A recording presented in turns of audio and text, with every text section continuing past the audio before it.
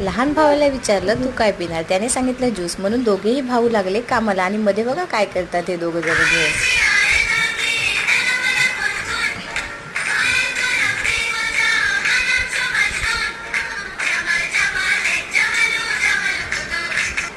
आणि लक्ष पण लागलं मग कामाला. पहिले दोघांनी मस्त चिक्कू साफ करून घेतले, नंतर त्यामध्ये खजूर टाकली, भिजवलेले बदाम टाकले आणि वरतून काय केलं, दूध टाकलं.